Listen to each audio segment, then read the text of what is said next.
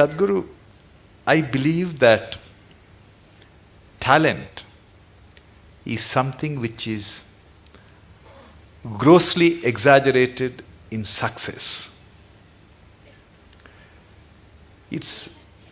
When I was in medical school, I used to teach martial art. That was my passion.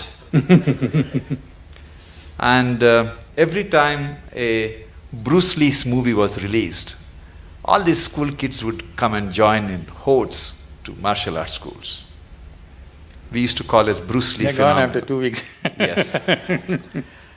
And I used to see some kids whose physique is meant for martial art, who have the natural flair, and I used to think, oh, this kid is going to get a black belt. And interestingly, Swamiji, after 6 months, they're never there.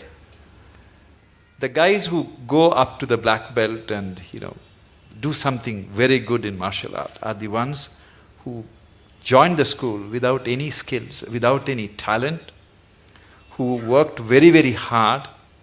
For everything they had to sweat it out. But in the end, they're the ones who succeed. How do you explain this phenomena? See, for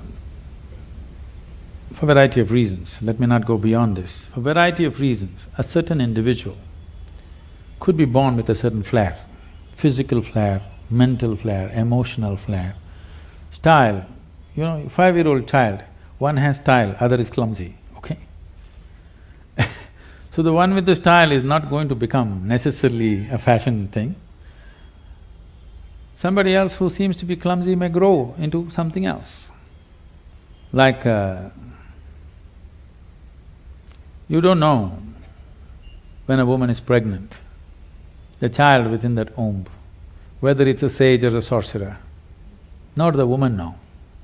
No, the mother does not know whether she is producing a sage or a sorcerer or what.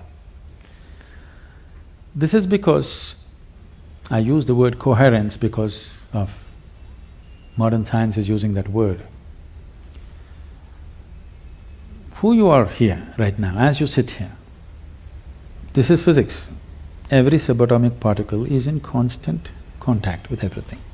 What you call as cosmos is living life and it's a live mind. You have captured only one small part of it. If you work with only that one small part of what you have captured, both as life and as intelligence, you will function at a certain level. If you apply yourself to break the barriers of your limitations that you've set for yourself, then there is an intelligence beyond anybody's understanding, beyond anybody's estimate, which is available to you. Once this is available to you, people think you're superhuman. No, this is not about being superhuman. This is about realizing that being human is super. The immensity of being human has not been realized. So we are always making a kind of a mathematical calculation. Okay, if this person has this much IQ, maybe this is what he will become. This is what Newton's law, that everything that moves on this planet works to a mathematical precision or a geometric precision. That is, if you take a pendulum, the length of the pendulum will decide how it will swing. If you take a projectile, depending upon its mass, velocity and the trajectory, it will go to a certain place. That is not how the cosmos is working, because what you think is physical and not physical is all mixed up within this human being. The physical self, the psychological self, the emotional self, and who you call as myself, the life within you, the fundamental life process, these are all different dimensions. And the innermost core of who you are, which, because all the other words are corrupted, I'll use the word life or just you, what you call as me. This, if you allow it, if you do not identify it with any form, with your physical form or with other different identities what you take on, it has a way of being cohesive or collaborative with everything around. When we say somebody worked hard, all he is trying to do is stretch his boundary of identity, isn't it? He's trying to stretch his boundary. If he succeeds to stretch his boundary, something that was he never thought possible or imagined that is within his competence or capability becomes his. Miraculously, I can show you hundreds of people who come to me, we prepare them for a certain period and then we initiate them. In 24 hours, you will see the shape of their face will change. Genetics are altered in 24 hours' time. You can see the photographic images, they have actually changed dramatically overnight simply because of a certain extension of their identity. So, in the Indian spiritual milieu, so when you say spiritual, we must understand this. This is not about looking up or looking down. When we say spiritual, we are talking about transcending the limitations of physical. So right now, the physical is here as if it's a solid entity in people's experience.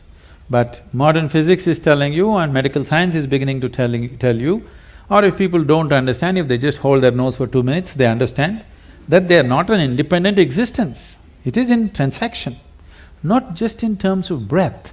Even on the level of subatomic particles, it's in constant transaction. If this transaction becomes even minutely conscious, suddenly you have immense capabilities that you never thought were possible. Biological identity is the most limiting identity that you have because it limits to the area of your body. Now when you strive, you break this. It doesn't matter in what way you strive. Most people strive in unconscious, unscientific, simply out of striving, they do things. But there are ways to strive scientifically in a proper way. There are tools to strive with specific direction to break the limitations of who we are. If you break this boundary, the subatomic particles are transacting, the intelligence is transacting, only you're missing the whole game. If you don't miss the game, if you are in the game of life, not in the game of thoughts and emotions, you are in the game of life, suddenly just about anything you want you can do, not this or that. I'm saying anything a human being can do, simply if he breaks his barriers. And these barriers are many levels, but the most fundamental thing is the identity.